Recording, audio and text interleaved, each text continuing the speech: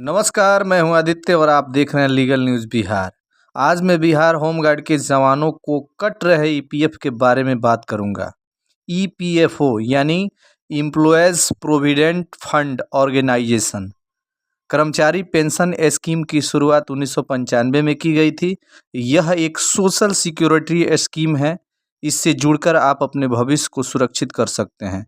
EPF pension का लाभ उन्हीं को मिलता है जिन्होंने 10 साल तक नौकरी की हो और कर्मचारी भविष्य निधि संगठन में 10 साल तक अपना योगदान दिया हो। अगर ईपीएफ धारक का उम्र 50 वर्ष से अधिक हो तो वह खुद ब खुद पेंशन प्राप्त करने का हकदार बन जाता है। 10 साल तक ईपीएफ में जमा करने के बाद ही आप पेंशन के हकदार हो सकते हैं। अब आपके मन में एक सवाल होगा कि क्या 10 साल लगातार ड्यूटी करने से ही आपको पेंशन मिलेगा? तो ऐसा बिल्कुल नहीं है। अगर आप बीच-बीच में ड्यूटी करके इन सभी को जोड़कर 10 साल पूरा करते हैं तो आप पेंशन के हकदार बन जाते हैं। 10 वर्ष की शर्त जो होती है, आप अपने नौकरी में कम से कम 10 वर्ष ड्यूटी करके आप पेंशन के हकदार बन सकते हैं।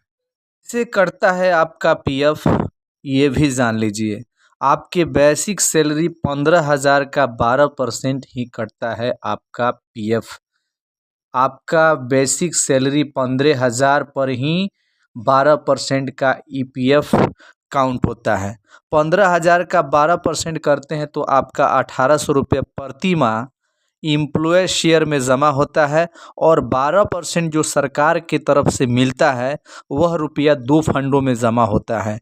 एक फंड होता है एम्प्लॉयर शेयर जिसमें 551 रुपया प्रति माह यानी कि 3.67% 12% का जो सरकार का है, और दूसरा फंड है पेंशन शेयर जो कि 1249 रुपया पेंशन शेयर में आपका जमा होता है, जो कि 8.33% है।